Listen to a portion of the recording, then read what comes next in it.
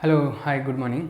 सो अभी तक हमने ये बहुत सारे जैसे डी ब्रोगली का जो हाइपोथेसिस था, परिकल्पना थी डी ब्रोगली की, उसके बारे में हम लोगों ने स्टेटमेंट पढ़ के उसके बहुत सारे एग्जांपल्स कर लिए, उससे रिलेटेड बहुत सारे छोटे छोटे क्या कर रहे हैं, डेरिवेशन कर लिए। अभी मैं कुछ और डेरिवेशंस की बात करता हूँ और आज ये डी ब्रोगली का लास्ट लेक्चर है ये। तो डी ब्रोगली पे जैसे एक क्वेश्चन आता है, एक क्वेश्चन और आता है डी ब्रोगली पे, जैसे ये है प्रूव दैट, सिद्ध करो कि, क्या प्रूव करना है, lambda is equals to H C by root of K plus 2m0 C square, ये है। अब ये जो k है ये क्या है, गतिज ऊर्जा है, काइनेटिक एनर्जी है। ये बोल रखा है k क्या है, काइनेटिक एनर्जी है, काइनेटिक एनर्जी है, गतिज ऊर्जा है। तो मुझे ये प्रूव करना है। एक चीज़ मैं बता दूँ, इस चीज़ को ध्यान में रखना। जब हम लोग ने डी ब्रोगली का जो ये हाइपोथेसिस पढ़ा था, तब भी मैंने ये थोड़ा सा आपको हिंट दिया था कि हमने ये जो फॉर्मूला था इस टाइप का लेमडा का, वो वहाँ पर वो ऐसा था, lambda is equals to H by, ये फॉर्मूला जो था वो ये था, lambda is equals to H by P, ऐसा था। और फिर मैंने ये बोला था आपको कि जो E है वो काइनेटिक एनर्जी केवल लूँ तो पी स्क्वायर बाई 2m हो जाता है, और P जो होता है वो 2me का रूट आ जाता था। आप याद करो वो वहाँ पे डेरिवेशन, और फिर P का वैल्यू हमने यहाँ पे ये रख दिया था, h अपॉन रूट 2me आ गया था हमारे पास में। फिर हमने electron, proton, neutron, alpha particle, deuteron, उनके लिए कैलकुलेट किया था, सब कुछ ऐसे किया था। तो ये जब हमने कैलकुलेट किया था उसमें हमने ये माना था कि जो एनर्जी है वो केवल काइनेटिक एनर्जी है। हमने रेस्ट मास एनर्जी की बात नहीं की थी, यहाँ पे विराम द्रव्यमान ऊर्जा की बात नहीं की थी। इसका मतलब मैंने रेस्ट मास की बात नहीं की थी, तो वो अनपेक्षिकीय बात की थी, मैंने नॉन रिलेटिविस्टिक बातें की थी यहाँ पर। क्योंकि जैसे रेस्ट मास की बातें आ जाती है, विराम द्रव्यमान भी जब बात करते हैं तो वो रिलेटिविस्टिक गतियां हो जाती है, फिर वो आपेक्षिकीय हो जाती है। तो हमने यहाँ पर नॉन रिलेटिविस्टिक बात की थी, मतलब जो क्लासिकल मैकेनिक्स में जो तरीका था वही तरीका अपनाया था। अभी रेस्ट मास की बात नहीं की थी हमने, विराम द्रव्यमान की बात नहीं की थी। क्लियर है? बट ये जो है इसके अंदर देखो विराम द्रव्यमान भी काम में लिया गया है, m0 c स्क्वायर। इसका मतलब है कि ये जो बनाया गया है ये इससे नहीं बना है, किसी और चीज से बना है। मतलब जो एनर्जी ले रहे हो, केवल आप ये नहीं ले सकते गतिज ऊर्जा, आपको एनर्जी कौन सी लेनी पड़ेगी, रिलेटिविस्टिक एनर्जी लेनी पड़ेगी, अपेक्षिकीय ऊर्जा। और अपेक्षिकीय ऊर्जा का भी हमने लास्ट डेरिवेशन में भी फॉर्मूला पढ़ा था, ई स्क्वायर वाला, वो पी सी का whole square plus m0 c square का होल स्क्वायर, वो वाली एनर्जी काम में लेनी पड़ेगी। तो जब भी अनपेक्षिकीय ऊर्जा की बात करेंगे तो इसकी बात करेंगे, और अपेक्षिकीय रिलेटिविस्टिक की बात करेंगे तो अभी मैं बताऊंगा जो फॉर्मूला बड़ा वाला है वो उसकी बात करेंगे। तो इसका मतलब है कि इसमें रिलेटिविस्टिक काम में लिया गया है, तभी m0 c स्क्वायर आ रहा है। तो मैं इससे चालू करता हूं, देखो क्या करते हैं, इसका सॉल्यूशन करते हैं। तो इसका सॉल्यूशन करते हैं। क्या कर रहा हूं मैं, इसका प्रूफ कर रहा हूं। प्रूफ देखो, एक चीज तो lambda is equals to H upon P, ये मालूम है कि लेमडा एच अपॉन पी के बराबर आ गया। ठीक है, क्लियर है भैया, ये तो बेसिक है, डी ब्रोगली ने जो बताया था वो। ठीक है, ये मुझको मालूम है। मुझे लेके क्या आना है, मुझे लेके आना है क्या पता है और क्या फाइंड आउट करना है। ये दोनों पे पैरेलली फोकस रहेगा ना, तब जाके चीजें सेट हो पाएगी। मेरे को एच सी अपॉन समथिंग लाना है, मतलब ऊपर एच इंटू सी भी आना चाहिए। तो मैं इसमें सी से मल्टीप्लाई कर देता हूं, ऊपर और नीचे सी से मल्टीप्लाई कर दो, तो सी से गुणा करने पर, मल्टीप्लाइंग विद सी, तो lambda is equal to H C by P C, ये हो गया इक्वेशन नंबर 2। ऊपर वाला पार्ट तो मिल गया, मुझे नीचे वाला पार्ट चाहिए कि इस पी सी को मैं ये बना दूं, मतलब काइनेटिक एनर्जी और रेस्ट मास एनर्जी के कुछ टर्म्स लाके ये सा बना दूं मैं पीसी को। तो चलो पीसी को बनाते हैं। पीसी कैसे आएगा, पीसी देखो अभी मैं बोल रहा हूँ कि आपेक्षिक गतियों में आता है m0c², तो आपेक्षिक गति के बारे में बात करनी पड़ेगी। तो सिंस वी नो दैट, क्या हम लोग जानते हैं, क्या जानते हैं कि e² जो होता है वो pc का होल स्क्वायर होता है प्लस m0c² का ये स्क्वायर होता है। ये यहाँ से अगर मैं pc का कुछ जुगाड़ बैठा हूँ तो देखो ये ऐसा आता है, pc का whole square is equals to e² minus m0c² का होल स्क्वायर, ये बैठता है। और अगर मैं ये रूट हटा दूँ, ये स्क्वायर हटा दूँ, तो रूट इधर आ जाएगा। इतना तो बात समझ में आता है कि pc का वैल्यू ये रख दूंगा, लेकिन pc का वैल्यू तो मुझे चाहिए k के पदों में, k के टर्म्स में। और k क्या? Kinetic energy. k क्या होती है? Kinetic energy. तो इस इक्वेशन को मैं काइनेटिक एनर्जी के टर्म्स में लेके आऊँ, और काइनेटिक एनर्जी के टर्म्स में एक फॉर्मूला होता है, ऐसा होता है कि जो टोटल एनर्जी है, टोटल एनर्जी का देखो एक तो फॉर्मूला ये हो गया क्वांटम मैकेनिक्स में रिलेटिविस्टिक टर्म्स में, दूसरा ये हो गया जो टोटल एनर्जी है वो क्या होगी? Kinetic energy. और आपको लगे कि पोटेंशियल एनर्जी, लेकिन पोटेंशियल एनर्जी भी होती है, लेकिन पोटेंशियल एनर्जी तो हम लोग यहाँ पे बात ही नहीं करते, पोटेंशियल एनर्जी जीरो मान के चल रहे। तो एक तो होगी kinetic energy plus rest mass energy, विराम द्रव्यमान वाली ऊर्जा, यही होगी ना दो चीजें। अरे अगर नॉन रिलेटिविस्टिक होता, अनापेक्षिक की होता तो केवल काइनेटिक एनर्जी लेते, लेकिन रिलेटिविस्टिक है तो kinetic energy plus rest mass energy लिखते हैं। तो टोटल एनर्जी का एक तो फॉर्मूला ये होता है रिलेटिविस्टिक में, आपेक्षिक में एक फॉर्मूला ये होता है। ये दोनों एक दूसरे के अलग अलग रूप, आप ये समझ सकते हो, ठीक है। तो टोटल एनर्जी इसका एक फॉर्म तो ये है, ये संवेग और रेस्ट मास एनर्जी के पदों में है, और ये गतिज ऊर्जा और रेस्ट मास विराम द्रव्यमान ऊर्जा में है, ठीक है। ये तो मैं यहाँ से क्या करूँगा, काइनेटिक एनर्जी लेके आना है यहाँ पे, तो E का वैल्यू K के पदों में लिखो यहाँ पे।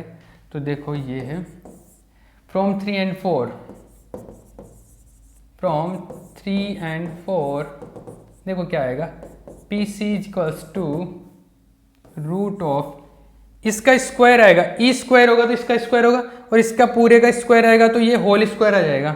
मतलब काइनेटिक एनर्जी प्लस m0c² का होल स्क्वायर माइनस m0c² का होल स्क्वायर, ऐसा है।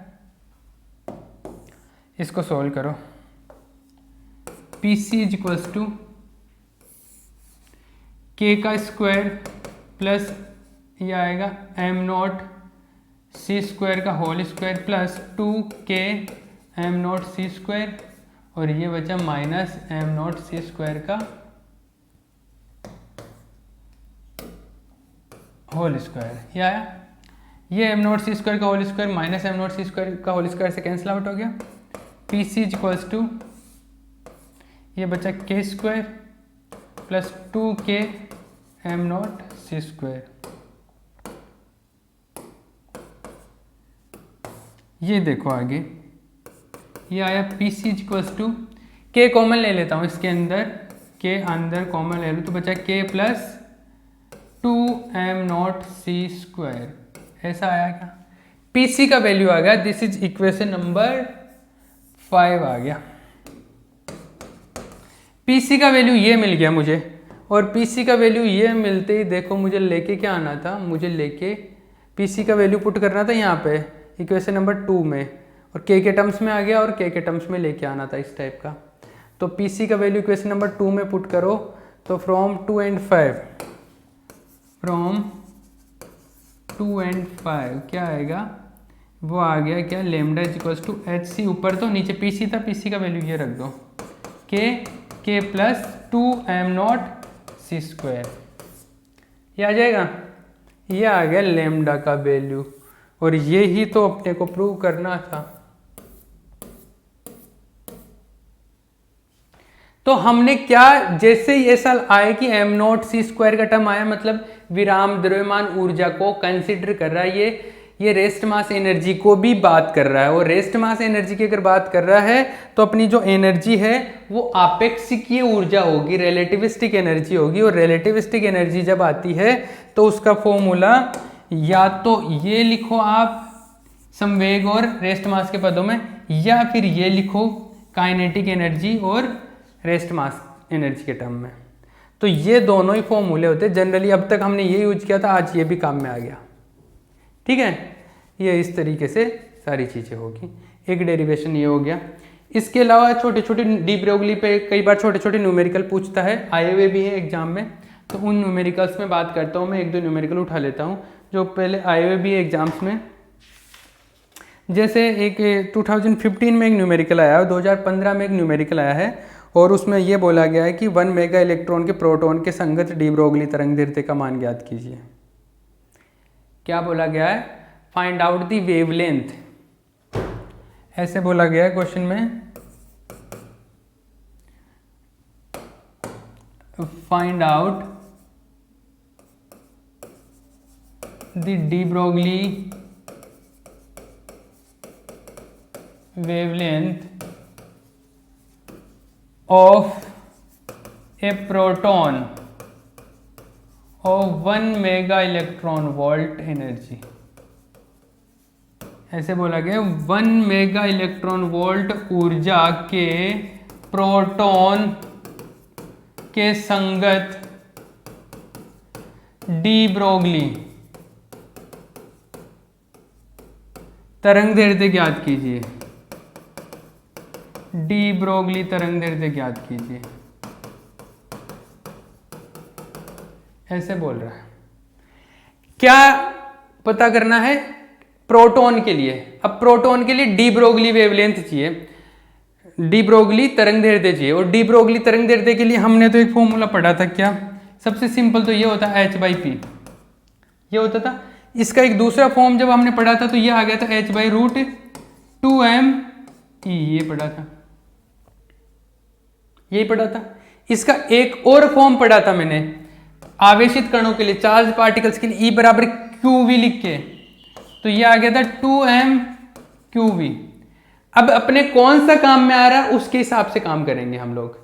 ये कितना 1 मेगा इलेक्ट्रॉन है, वोल्ट है, ठीक है, 1 मेगा इलेक्ट्रॉन वोल्ट के बराबर ऊर्जा गिवन अपने को।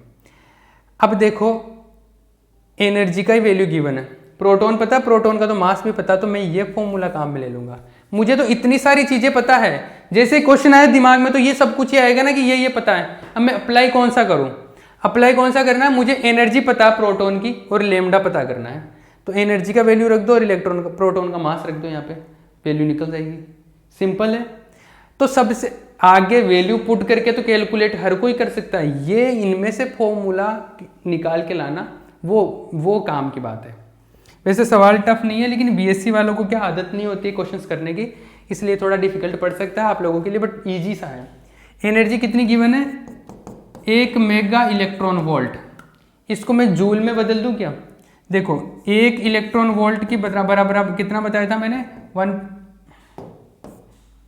1 इलेक्ट्रॉन वोल्ट बताया था 1.6 × 10⁻⁻19 जूल, इसके बराबर होता है।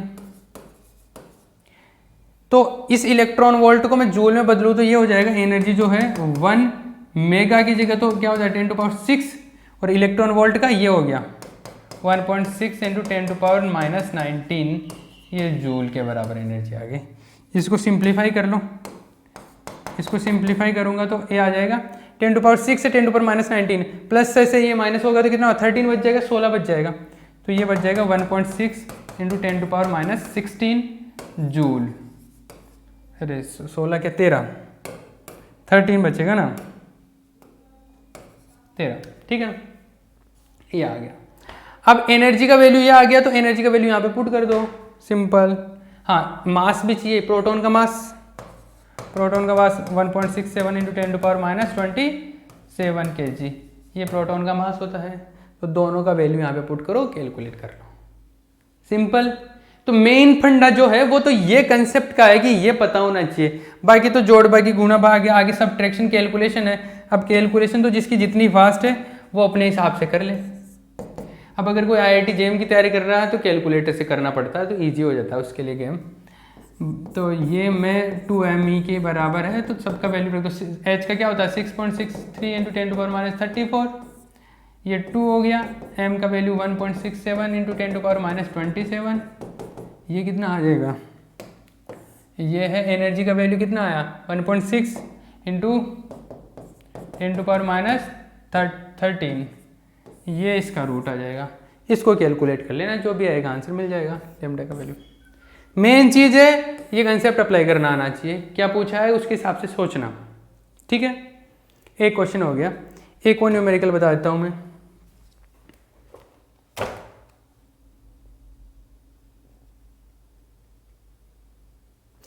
ये ऐसा है क्वेश्चन में, क्वेश्चन ऐसा है कि एक बॉल है, मान लो एक बॉल है, उसका वेलोसिटी गिवन है, उसका वेग है, कितना वेलोसिटी है उसका वेलोसिटी है 20 मीटर पर सेकेंड। इतना एक बॉल का वेलोसिटी है, और उसका जो द्रव्यमान है, मास है, वो कितना गिवन है, वो गिवन है 1 मिलीग्राम। ये उसका क्या है, मास है। मान लो छोटा कंचा है, उसका मास है 1 मिलीग्राम एक, और ये वॉल्यूम जो वेलोसिटी है उसका 20 मीटर पर सेकंड से। तो छोटा सा पार्टिकल उसको आपने 20 मीटर पर सेकंड से फेंक दिया, उसका मास ही है। इसका लेमडा कैलकुलेट करना है, डी ब्रोगली वेवलेंथ कैलकुलेट करना है। तो डी ब्रोगली वेवलेंथ का फॉर्मूला, सबसे पहले बेसिक फॉर्मूला h/p। अब देखो मुझे वेलोसिटी पता है, पिछले वाले में एनर्जी पता था तो मैंने इसको एनर्जी के टर्म्स में लिखा था। वेलोसिटी पता तो मैं इसको तो ऐसे भी लिख सकता हूँ ना, p क्या होता है, संवेग m × v होता है। वेलोसिटी पता है, मास पता है, क्या करना है, कुछ भी तो नहीं करना। अब ये लग रहा है कि ये ऐसे क्वेश्चन क्यों करा रहे हो जब इतनी सिंपल है। तो देखो भैया बीएससी में ऐसे क्वेश्चन आते हैं। अगर आप आईआईटी जेईई की तैयारी कर रहे हो तो फिर आईआईटी जेईई का बैच चल रखा है पैरेलल, उसमें देखो जाके, बड़े इंटरेस्टिंग क्वेश्चन है उसके अंदर। उसमें क्वेश्चन ही आते हैं, केवल न्यूमेरिकल्स ही आते हैं। बहुत किसी को अगर जेईई की तैयारी करनी है तो उसके अंदर आ जाओ, बड़े कमाल तरीके से मैं पढ़ा रहा हूँ। तो उसमें न्यूमेरिकल्स आते हैं। तो ये आपका जो बीएससी का पोर्शन होता है वो थ्योरी के हिसाब से चलता है, थ्योरी ज़्यादा आती है, न्यूमेरिकल्स कम आते हैं, उसमें न्यूमेरिकल्स ही होते हैं मोस्ट ऑफ। तो lambda is equals to H का वैल्यू 6.6 × 10⁻19 माइनस में 34। एम का वैल्यू ये 1 मिलीग्राम। 1 मिलीग्राम क्या होता है, देखो यूनिट्स का ध्यान रखना, ये मिलीग्राम है तो आप इसको ग्राम में बदलो, 10⁻³ ग्राम, केजी में बदलो, इसको केजी में बदलो भैया, इसको केजी में। तो सबसे पहले तो मिली का होता है 10⁻³ ग्राम आ गया। ये क्या आ गया, 10⁻³ ग्राम। अब ग्राम को भी केजी में बदलो, तो 1 ग्राम कितना होता है, 10⁻³ केजी। अरे ग्राम को केजी में बदलने के लिए क्या करते हैं, 10,000 से डिवाइड कर देते हैं, और 1000 से डिवाइड करूंगा तो क्या होगा, 10⁻³ से डिवाइड करूंगा, और 10⁻³ से डिवाइड करूंगा तो ऊपर जाएगा 10⁻³ हो जाएगा वो। तो ये 10⁻³ और ग्राम को केजी में तो 10⁻³ केजी हो जाएगा ये। तो यार 10⁻6 केजी। ये तो मास आ गया, ये वेलोसिटी है, दोनों का वैल्यू रख दो, 10⁻6 इंटू ये आ जाएगा 20 मीटर पर सेकेंड, ये आ गया। अब देखो इसको कैंसिल आउट कर लो, ये 10⁻5 से ये 10⁻29 आ गया, ये इससे 3.3 आ गया, ये आ गया मीटर। ये जो लेमडा की वैल्यू है ये काफ़ी कम है, देखो 10⁻29 है, लेमडा काफ़ी कम है, काफ़ी कम होता है तो इसका वेव नेचर कम दिखता है। इसलिए हम लोगों ने बोला था शुरू में कि मेरे साथ में मैं दौड़ता हूँ तो मेरा भी वेव है, लेकिन वो वेव दिखता क्यों नहीं, क्योंकि मास ज़्यादा होता है, और मास ज़्यादा होता है नीचे तो लेमडा कम हो जाता है। लेमडा कम हो गया, लेमडा तो किस चीज़ को बताता है, तरंग दैर्ध्य, मतलब तरंग के रूप को बताता है, वेव के फॉर्म को बताता है, वेवलेंथ। तो अगर लेमडा ही कम है तो वेव का नेचर रिफ्लेक्ट नहीं होगा वहाँ पर। तो इसलिए देखो बॉल के लिए बात कर रहे थे तो छोटा बॉल था, तो उसके लिए बॉल के लिए भी ये इतना बहुत कम आ रहा है, लेमडा का वैल्यू काफ़ी कम है, लेमडा का वैल्यू काफ़ी कम है। मतलब इस टाइप के पार्टिकल्स के लिए हम लोग इजीली देख नहीं पाते, ऑब्जर्वेशन मिलता नहीं है कि ये वेव है। इसलिए एक बॉल फेंकते हैं उसके साथ में भी वेव होता है, लेकिन वो दिखता नहीं है, दिखता मतलब ऑब्जर्वेशन नहीं मिलता। ऑब्जर्वेशन इसलिए नहीं मिलता क्योंकि उसका लेमडा क्या होता है, बहुत कम होता है। क्लियर है, अरे ठीक है ना।